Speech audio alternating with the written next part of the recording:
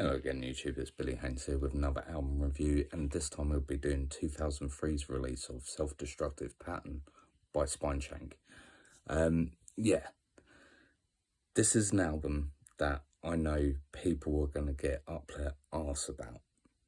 Just before I start, if you've seen my Height of Callousness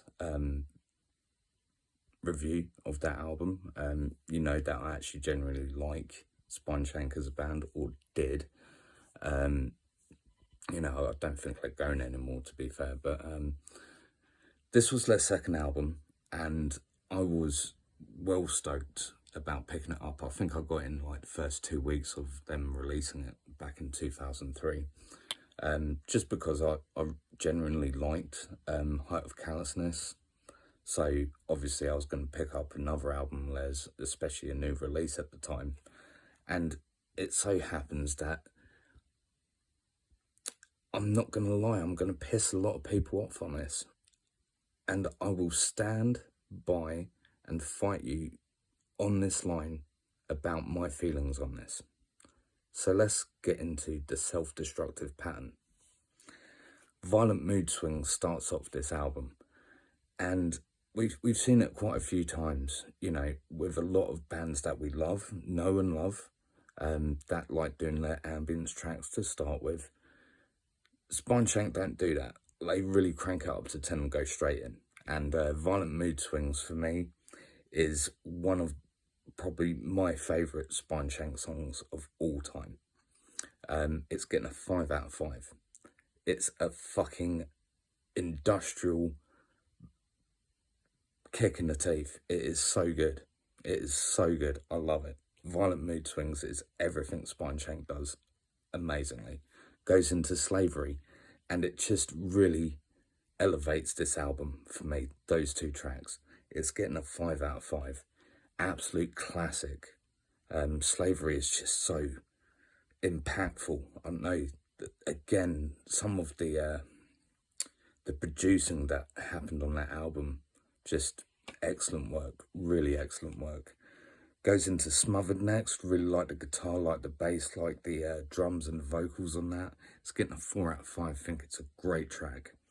And such a good single as well. And that's one thing that I've always liked about Spineshank.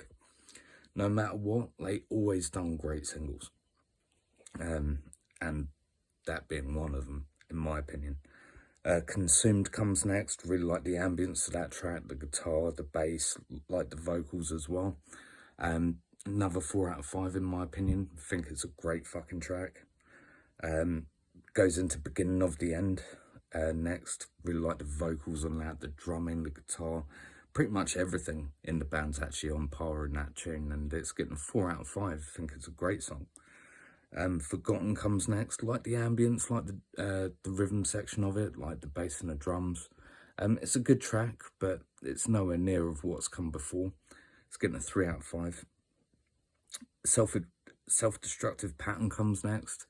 That's a fucking great song. The ambience alone, I love of that. The guitar, the vocals, fantastic. It's a 4 out of 5 for a Self-Destructive Pattern. It's great. Tear Me Down comes next. Really like the ambience again, that rhythm section. Really like the vocals as well on that. But it's a good song. Don't come back to it often. It's getting a 3 out of 5. Stillborn comes next. Vocals and the ambience and the guitar on that one's pretty damn good. Another 3 out of 5. Good tune. Falls Apart comes next. Again, that rhythm section really holding the way for the album, if you ask me. The guitar's really good on that as well. It's getting a 3 out of 5. It's a good tune. Fallback comes next. Really amps up this album, like for its last 2 track ender. Really like the rhythm section again, the vocals and guitars, great. It's a 4 out of 5 for Fallback. And Dead to Me, man, the ambience on that fucking track is fucking crisp as shit. It's so good.